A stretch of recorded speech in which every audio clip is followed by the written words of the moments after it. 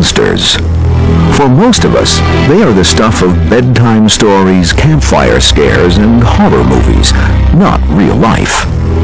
Or are they? Is it possible that the monsters of legend might just turn out to be terrifyingly real?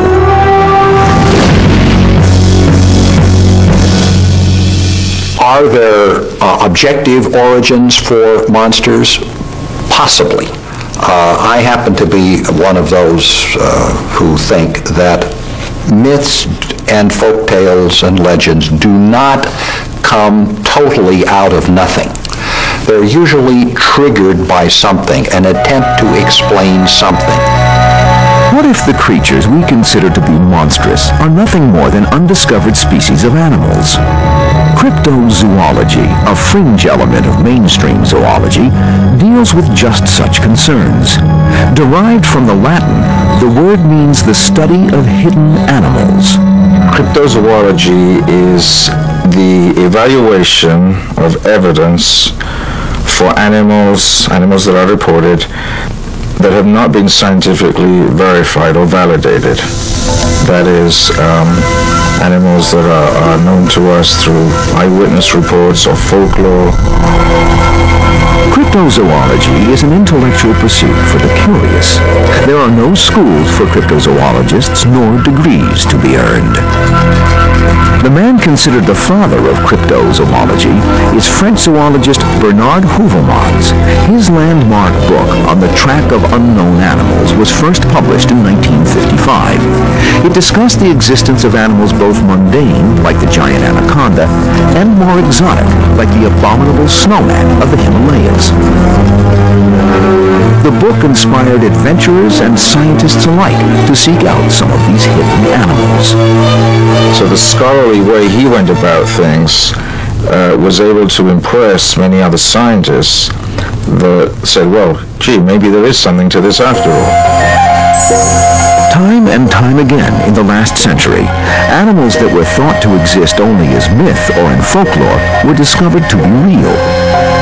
The giant panda, the okapi, and the megamouth shark are only a few of the larger ones found. In investigating accounts that seem impossible, the cryptozoologists have helped to expand the known animal kingdom. Cryptozoological claims should really be looked at in the same way as any other scientific claim. You've got to remember things like the giant squid were fantasy for many, many years until a specimen turned up. If the giant squid can turn out to be real, what about other creatures of legend? Are real monsters simply undiscovered animals? People have told stories about Bigfoot for hundreds of years, but it will take more than that to prove that Bigfoot is not just a legend. The burden of proof always lies with the person who is making the extraordinary claim. If you're making a claim about something that has never been seen before and there is no evidence of, it is incumbent upon you to produce evidence to convince other people. Early evidence of the Bigfoot, or Sasquatch, comes to us from the folklore of the indigenous peoples of North America. Well, the fact that we have Native American legends of a creature called Sasquatch and other names in various other dialects does lend credence to the possibility that there's something there, because if it's there, it's been there for a long, long time. Albert Ostman claimed in a sworn affidavit to have been held captive by a family of Bigfoots in 1924.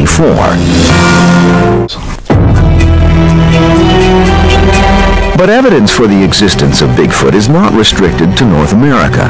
Similar creatures are reported across the world, often in the remote mountainous areas. The most famous is the Yeti, or abominable snowman, of the Himalayas. I certainly don't discount it as an anthropologist, that we may have some distant cousins lurking around in the more inaccessible parts of the planet.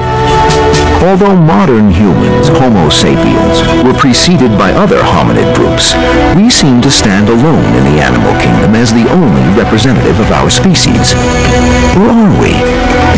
And that's one reason why the possibility that Bigfoot, the Yeti, and the rest of these creatures may exist is that from a purely biological standpoint, really they ought to.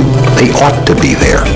Although I'm convinced that the Native American peoples brought a racial memory and legends of creatures like Gigantopithecus with them when they came across from Central Asia, there is no zoological evidence whatsoever that the animals themselves came across with them.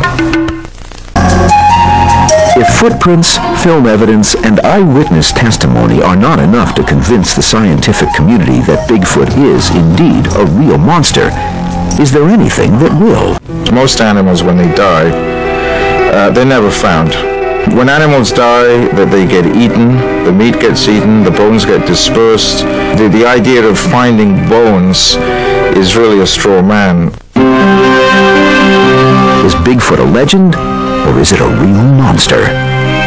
Even more traditional academics debate this question. I know that what we make of Bigfoot and what we make of our interest in Bigfoot are themselves very real, whether or not there really is a Bigfoot.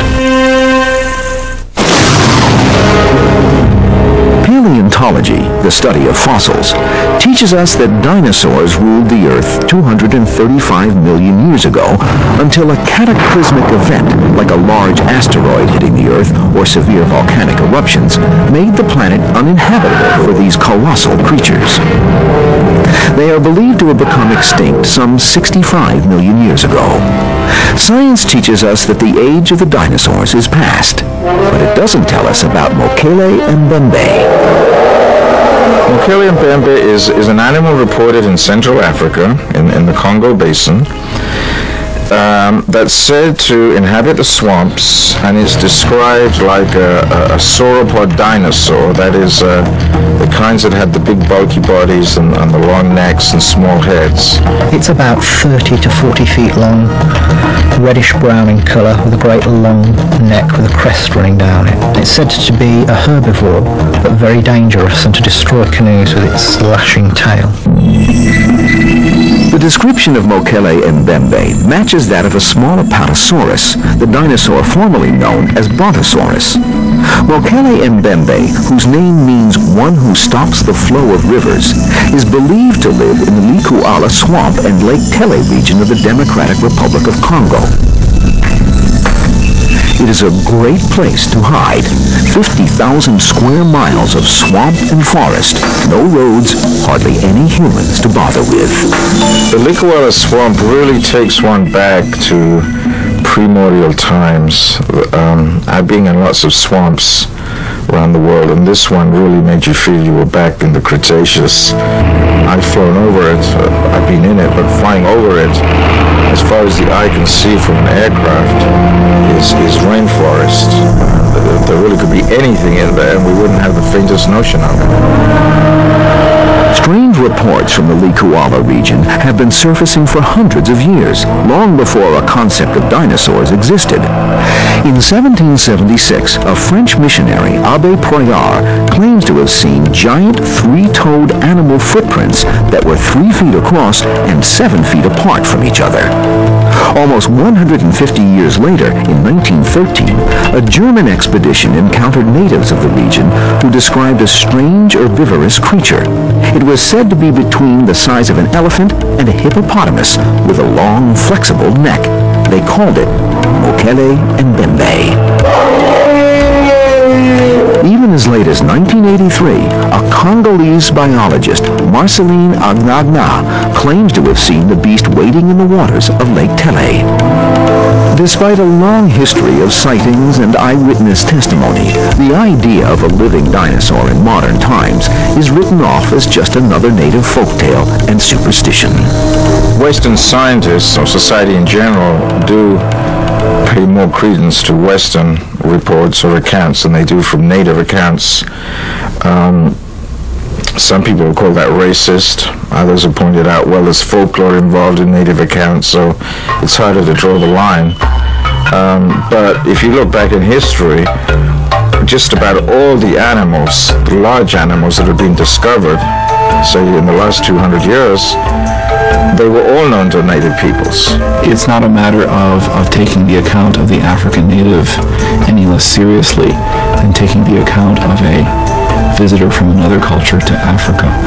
It's a matter of knowing what to look for and where to look for it. I think that it is highly unlikely that Mokele Mbembe is nothing more than a native superstition, because the sightings, with very few exceptions, have not been imbued with any divine power. I think that in the absence of such corroborating quasi-religious evidence, the likelihood is that Mokele Mbembe is a real animal. In the strictest scientific terms, then, could there be a dinosaur living in the Likuala swamp?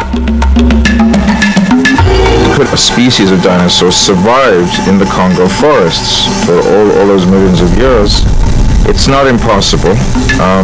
The Congo forest has been there since then, so it's conceivable that a small population of these things could have remained there, a few dozen, a few hundred, at different times, surviving to the present. If it is a descendant of the dinosaurs, it wouldn't be, again, a carbon copy.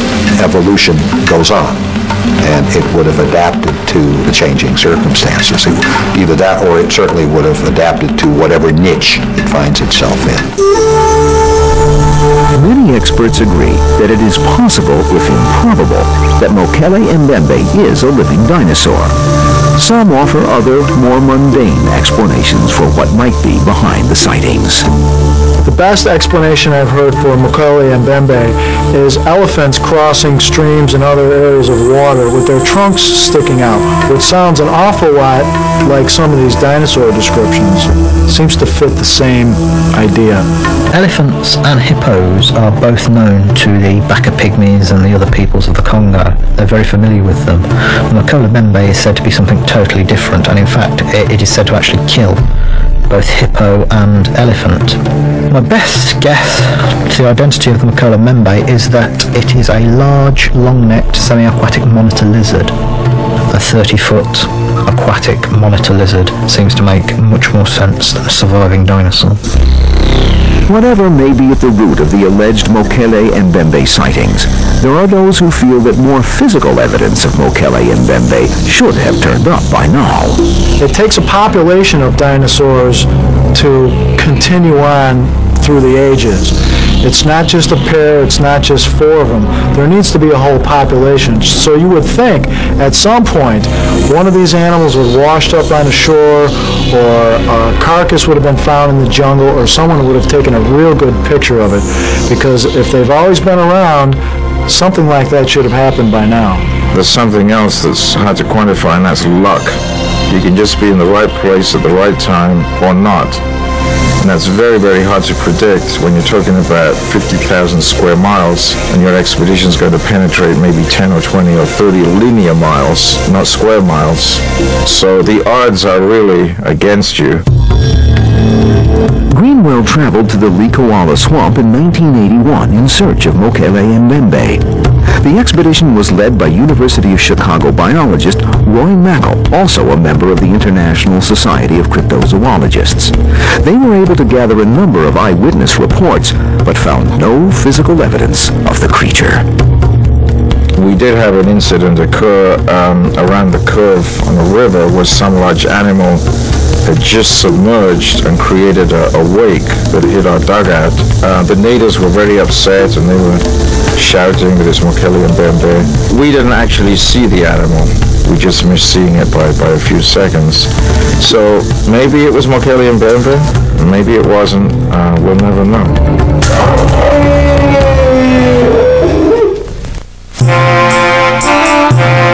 Dragons have infiltrated the human psyche for millennia.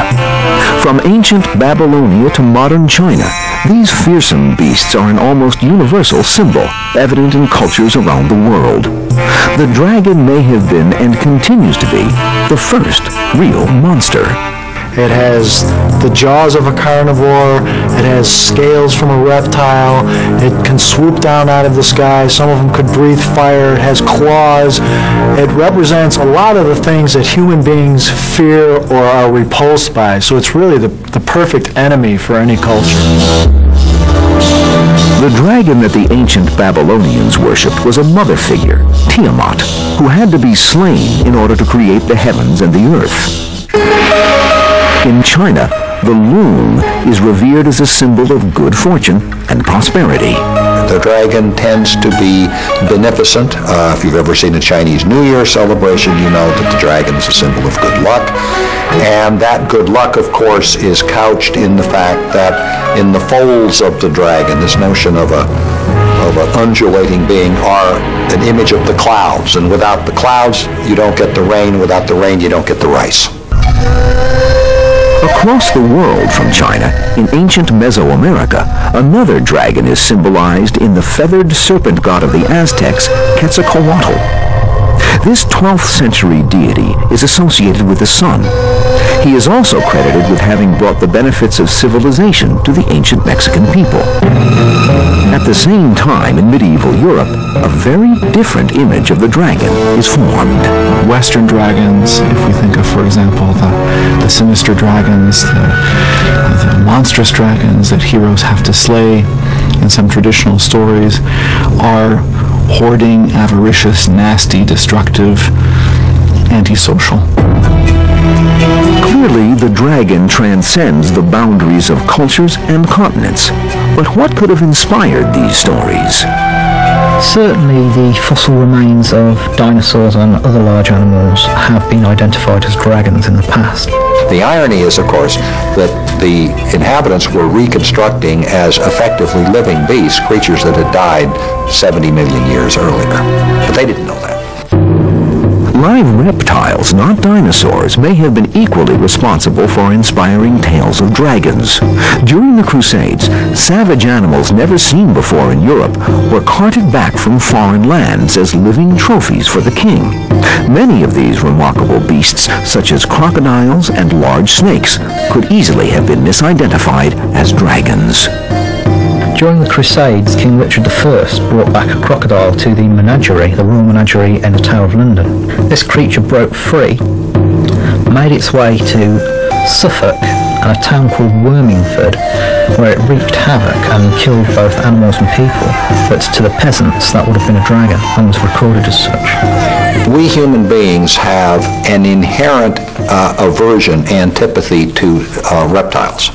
And I think this is part of our primate inheritance. I think we took it with us when we came down out of the trees, where our prime predator was the serpent. And I think it's no accident that a lot of our monsters are reptilian.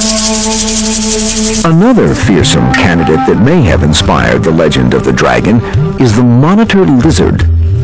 Characterized by a long head and neck, heavy body, and a long tail, these predators have roamed the earth since ancient times. A particularly large and fearsome species of monitor lizard is called the Komodo dragon. It was discovered as late as 1912 on a remote Indonesian island.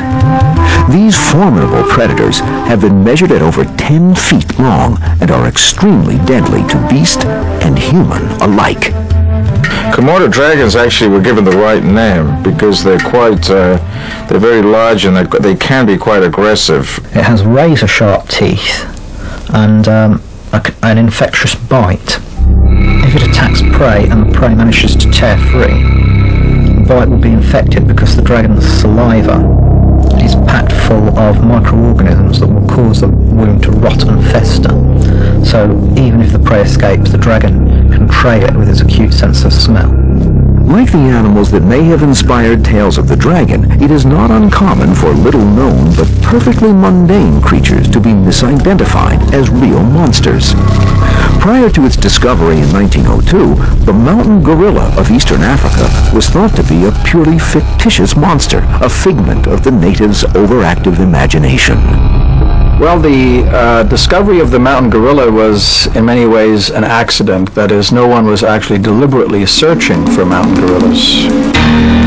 In 1902, a captain in the German army, Oskar von Behring, is on a routine patrol along the disputed border between German East Africa and the Belgian Congo. The route takes Behring across some volcanic mountains called the Virungas.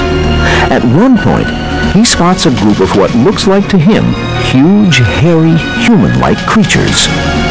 Captain von Behring actually shot a couple of specimens of the mountain gorilla, the first one of which pitched down a chasm in the jungle and fell away into the undergrowth and was completely lost.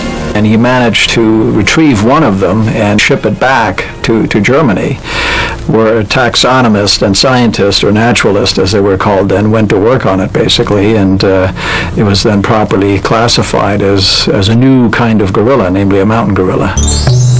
What Captain von Behring has stumbled upon will bring to light a species of animal previously thought to be local folklore.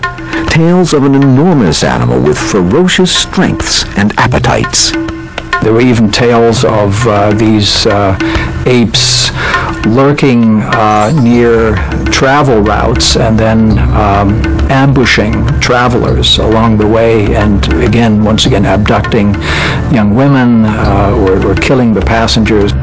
Both the mountain gorilla and the lowland gorilla were said to carry off native girls and rape them. They were also said to fight with elephants using trees as clubs, both of which are nonsense. We know that the gorilla is quite a placid creature unless provoked. I suppose if I were a missionary and had no knowledge of apes and by accident ran into a gorilla, my first thought would be monster. The stories of mountain gorillas coming out of the jungle to abduct young maidens are incorporated into the 1933 film classic King Kong. This gigantic ape has a love interest.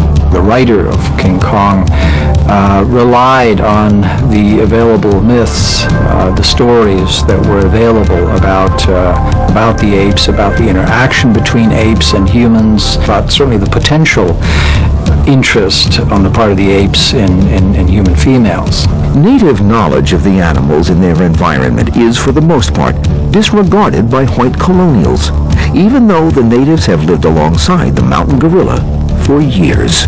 And the creatures they were describing couldn't possibly exist because the naturalists didn't know about them. And sadly, that is a view that prevails to today. A lot of scientists will not believe in anything that they can't have on their dissecting tables.